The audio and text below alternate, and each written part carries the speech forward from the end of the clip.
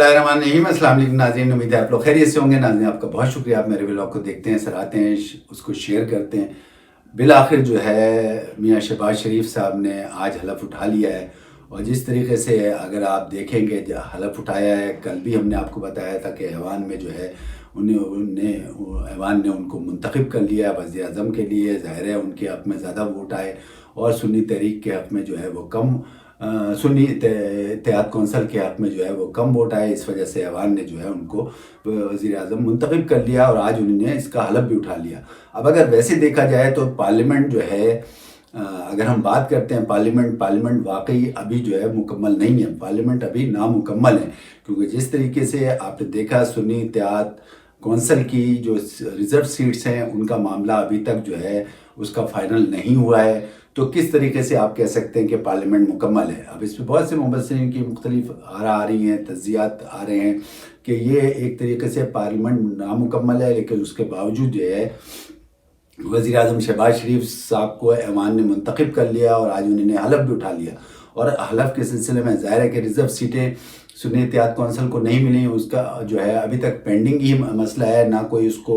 ये हो रहा है कि उनको दी जाएंगी या नहीं दी जाएंगी, उसका कोई फ़ैसला ही नहीं हुआ है। और ऐवान ने जो है वज़ीर आज़म को मुंतखब कर लिया, तो एक तरीके से बड़ी नाइंसाफ़ी है। जबकि दूसरी तरफ अगर देखा जाए तो दूसरी पार्टियाँ जितनी हैं, यानी पाकिस्तान पीपल्स पार्टी, पाकिस्तान मुस्लिम लीग नून, MQM या और दूसरी जमातें जो हैं, उनको उनकी रिज़र्व सीट जितनी है उनको मिल गई हैं, लेकिन इनका जो है वो पेंडिंग है। हालांकि अगर देखा जाए तो या तो आप उनको मना कर दें कि ये आपको नहीं मिलेंगी, ये जो भी आईनी हिसाब से उनको कोड कर दें या उनके कानून के हिसाब से उनको कोड कर दें कि ये आपको जो है सीटें नहीं मिल सकती, ताकि ये कि वो फिर अदालतों में जाएं और अदालतें जो भी फैसला करें। लेकिन जिस तरीके से जो है पार्लियामेंट नामुकम्मल है, क्योंकि अभी तक आपने ना उनका फ़ैसला किया और बाकी लोगों को से वोट दिलवा के एक तरीके से वज़ीर आज़म जो है वो मुंतखब हो गए और उन्हें आज हलफ भी उठा लिया। ये अभी तक जो है पेंडिंग जब मसला है, तो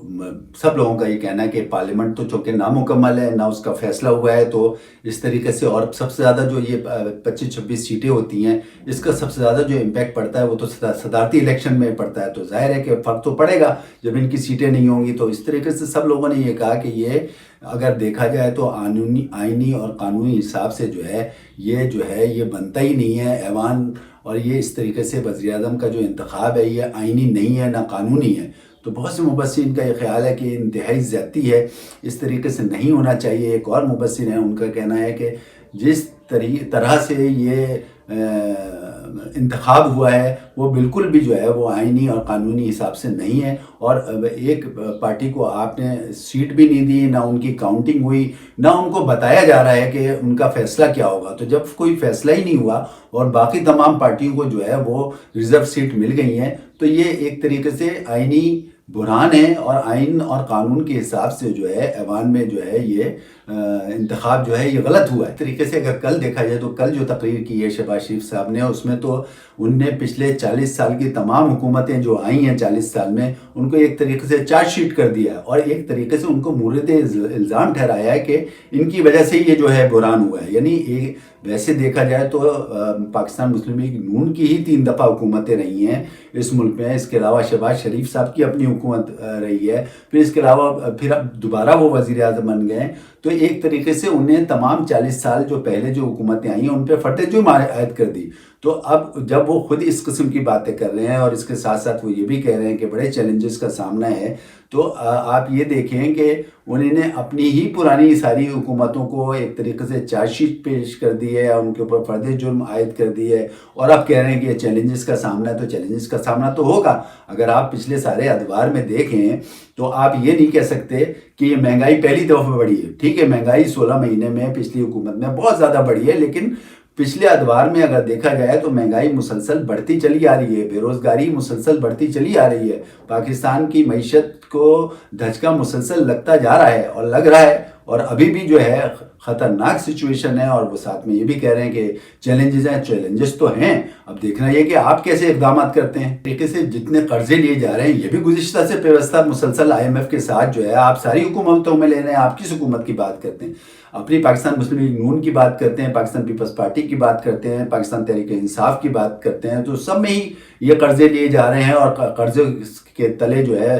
بوجھ تلے جو ہے پاکستان دب رہا ہے۔ اور اب پھر دوبارہ آپ IMF کے پاس جائیں گے، جس طریقے سے یہ بات ہو رہی ہے اور اسی طریقے سے آپ چیلنجز کا بھی سامنے کر رہے ہیں، تو ایسا لگ رہا ہے کہ سارے 40 سال کی حکومتوں کو انہوں نے ایک طریقے سے کٹہرے میں لا کے کھڑا کر دیا ہے، اور پھر اس کے بعد اپنی حکومت ایک اور بنا لی، اور جس طریقے سے بنائی ہے وہ ہم نے جیسے آپ کو ذکر کیا، اور جس طریقے سے جو ہے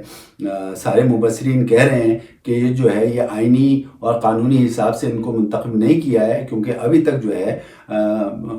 پاکستان تحریک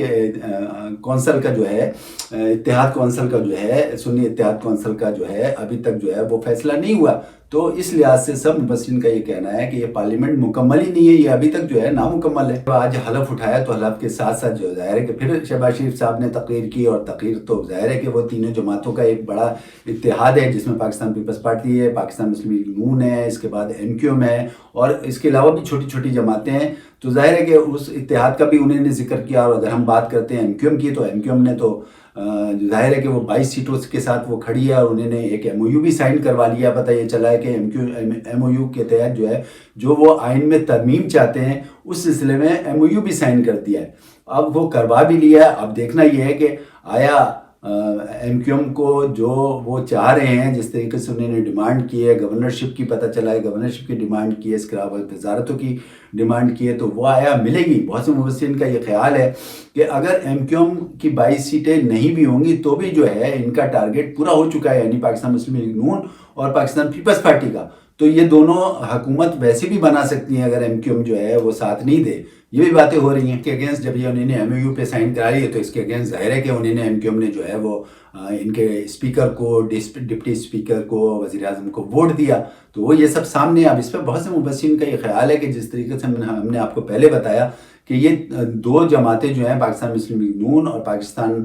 پیپلز پارٹی ہی اکیلے بنا سکتی تھی گورنمنٹ اگر MQM نہیں بھی آتی، لیکن بہرحال اب یہ بات ہوئی ہے۔ اب اس سلسلے میں دیکھنا یہ ہے کہ آگے کیا ہوتا ہے، کس طریقے سے اقدامات ہوتے ہیں، آیا جو وزارتیں ڈیمانڈ کر رہی ہے MQM ان کو ملے گی یا نہیں ملے گی، یہ تو ظاہر ہے کہ تھوڑے 2-4 دن بعد یہ بھی باتیں جو ہیں وہ سامنے آ جائیں گی۔ ان کا یہ بھی خیال ہے ناظرین کہ اگر اس وقت جو ہے پوزیشن ایسی ہے کہ پاکستان مسلم لیگ نون اور MQM کے پاس یہ لاسٹ موقع ہے، کیونکہ پاکستان پیپلز پارٹی جو ہے انہوں نے ایک طریقے سے، لوگوں کا یہ کہنا ہے کہ پاکستان مسلم لیگ نون کے شیر کو جو ہے وہ پنجرے میں بند کر دیا اور چابی ان کے پاس ہے، تو اب یہ دیکھنا یہ ہے کہ وہ یہ بھی کہہ رہے ہیں کہ جس طریقے سے بھی اگر ان کی منمانی نہیں کی گئی یا پاکستان پیپلز پارٹی کا کہنا نہیں مانا تو کسی وقت بھی جو ہے پاکستان مسلم لیگ نون کی جو ہے وہ حکومت گرا دیں گے۔ اسی طریقے سے MQM کا بھی یہ سلسلہ ہے کہ MQM نے بہرحال یہ سیٹیں تو لے لی ہیں، اب اس کے ساتھ آگے کیا کرتے ہیں، آیا وہ جسٹیفائی کرتے ہیں، اگر وہ حکومت میں بیٹھتے ہیں کراچی کے لوگوں کو ان کے حقوق دلاتے ہیں، یہ بھی دیکھنا پڑے گا، اور اگر وہ اپوزیشن میں بیٹھتے ہیں تو پھر تو چلو ٹھیک ہے کہ اپوزیشن میں بیٹھ کے کراچی کے حقوق کی بات کرتے ہیں اور کسی حد تک وہ فائٹ کرتے ہیں، لیکن اگر وہ حکومت میں بیٹھے اور حکومت میں بیٹھنے کے ساتھ ساتھ اگر انہوں نے کوئی کام نہیں کیا کراچی کے لیے، تو اب وہ دور نہیں ہے جو پہلے دور تھا۔ اب یہ 2024 کا الیکشن ہوا ہے، اور اس الیکشن میں سب کچھ عوام کو اس الیکشن نے بتا دیا ہے، سب کی سوچ بوجھ آ گئی ہے، سب کو پتہ چل گیا ہے کس طریقے سے کیا ہوا اس الیکشن میں۔ تو آپ کسی بھی طریقے سے اگر ہم MQM کی بات کرتے ہیں، مبصرین کا یہ کہنا ہے کہ اب کوئی بھی آپ جو ہے آنکھوں میں دھول نہیں جھونک سکتے۔ مبصرین کا یہ بھی خیال ہے کہ جس طریقے سے آج ہوا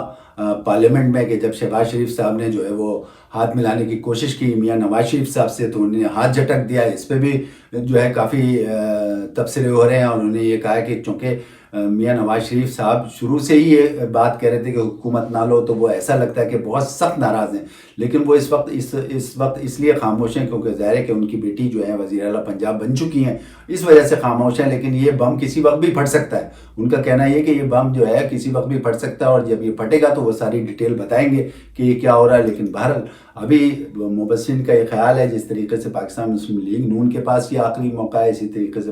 ایم کیو ایم کے پاس بھی آخری موقع ہے اور کس طریقے سے یہ دونوں اس پہ ایکٹ کرتے ہیں، اور جبکہ خود میاں شہباز شریف صاحب کہہ رہے ہیں کہ اتنے زیادہ چیلنجز ہیں جن کا مقابلہ کرنا جو ہے وہ ظاہر ہے کہ بڑے بڑے اسٹیپ لینے پڑیں گے. تو اب خود ہی جب وہ اس قسم کی باتیں کر رہے ہیں اور اس کے ساتھ ساتھ جو ہے پچھلی تمام حکومتوں کی کو چارج شیٹ بھی دے رہے ہیں، تو اب دیکھنا یہ ہے کہ آگے اس سلسلے میں کیا کرتے ہیں. آج بہرحال یہ تقریر ہو گئی حلف اٹھانے کے بعد، اور آپ کے سامنے ہم نے کچھ چیزیں پیش کی، خاص طور پہ ایم کیو ایم کی جو سچویشن ہے اس وقت پارلیمنٹ میں، پاکستان پیپلز پارٹی کی سچویشن ہے، یا پاکستان تحریک انصاف کی ہے، یا سنی اتحاد کونسل کی، اس کے بارے میں ہم نے آپ کو بتایا. آگے دیکھیں اس سلسلے میں مزید آگے کیا ہوتا ہے، لیکن جو بھی ہوگا انشاءاللہ ہم اگلے ولاگ میں آپ کو بتائیں گے. ناظرین اس وقت کے لیے اتنا کافی. اپنے ہوسٹ علی اطہر کو اجازت دیں، اپنا خیال رکھیں. اللہ حافظ.